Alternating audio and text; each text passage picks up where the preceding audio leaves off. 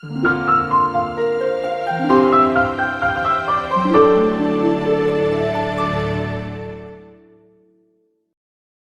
dito naman tayo sa next topic natin. Pag-usapan naman natin dito is about sa logical operators. Ano ba yung logical operators? Katulad din ng comparison operator, pwede mo ring ma-test, no? Kung ang result ba ay true or false gamit ang logical operators natin. Paano pa siya ma-determine?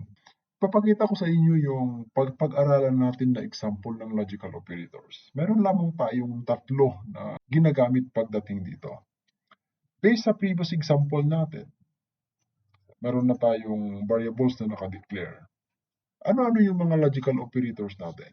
Magko-comment lang tayo dito, space tayo para makita. Ito yung dalawang and sign. Ang tawag dyan is logical and.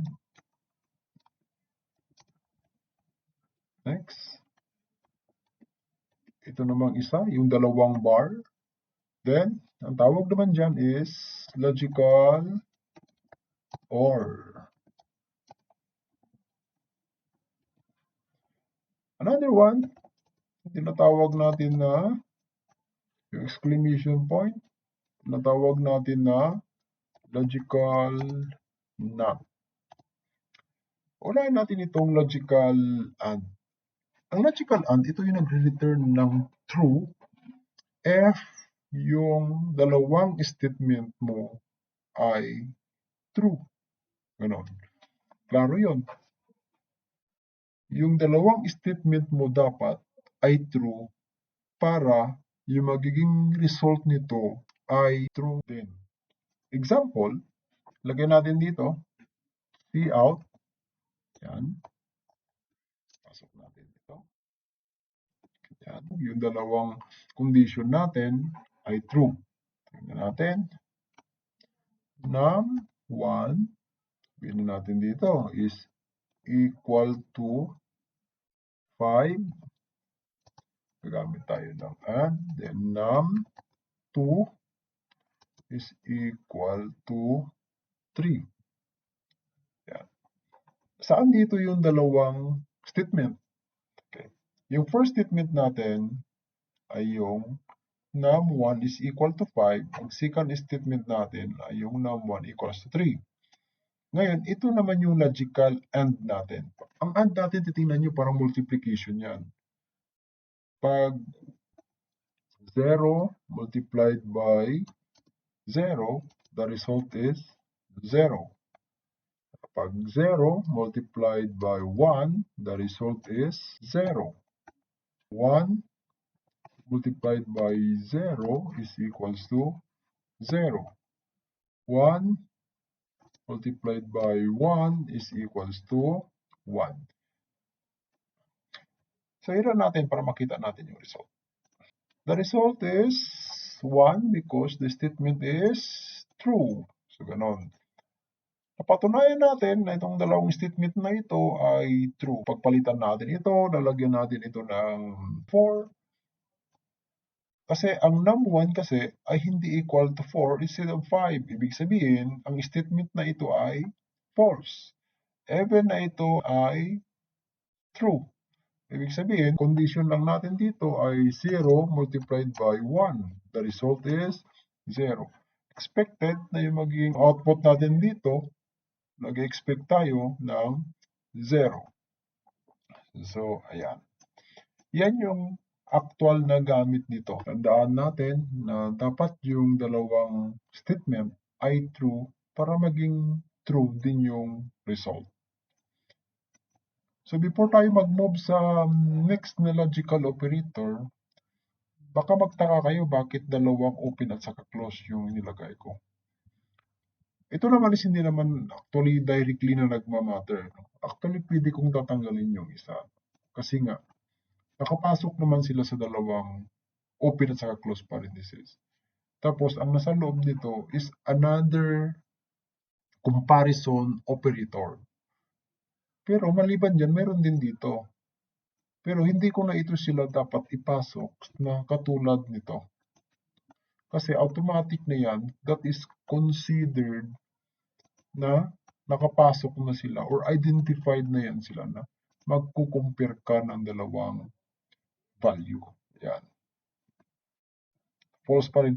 Ibig sabihin, parehas lang ito sila. Kung tatanggalin ko ito, tanggalin ko yan, tanggalin ko din yung isa, parang sinabi mo na okay, madidetermine na yan ni compiler na yung buong statement na yan ay nagko-compare ka, kaya hindi na mangyayari yung error na walang match yung isang operator. Ganon. Dito naman tayo sa another na example, yung paggamit ng logical OR. Kaya natin dito, comment natin ito muna. Itong logical OR naman, ito yung dalawang bar na kita natin sa keyboard. Ito yung nagre-represent ng OR na tinatawag. Sa madaling salita, yung OR ay katumbas ito ng addition. So, ganito yan. Maglalagay tayo ng logical dito. Yung logical na concept, yung paggamit ng 0 plus natin, kasi nga OR is plus 0 equals to 0. 0 plus 1, 1. Yan. 1 plus 0 equals to 1. So, plus plus. And, baba naman dito, 1 plus 1 is equals to 1. Mapapansin nyo dito, lahat na may mga value na 1, automatically yan, 1 na. Tandaan natin palagi, pag may nakita siya na isang true doon sa statement, automatically yan, yung result ay true. Yan, kanyang concept. Ngayon dito, ang first natin na statement is, ang num1 ba ay equal to 4? So, first statement natin ay false. Dito naman sa kabila, num2 ba ay equal into 3? Yes. So, meron siyang isang na-met na statement. Ibig sabihin nito, kung titingnan natin, babasahin na natin yung concept ng code natin. Yung first na statement is false, yung second statement ay true. Automatically, isipin natin na yung result natin dito na makikita ay true. So, ganun lang siya kasimple. No? Madali na natin siyang masundan kasi may idea na tayo doon sa AND kanina. Yung AND na logical operator, pag pareho sila na true, saka lang siya magiging true. Dito naman sa logical OR, basta may makita lang siya na isang true doon sa statement, automatically the result is true. Yun ang ibig sabihin nun. Dito naman tayo sa pinakalas na ating logical operator, yung tinatawag na logical NOT operator. Kopyahin natin itong output natin para hindi na tayo mag-type. So, yan. Paste natin, then tab para ma-align.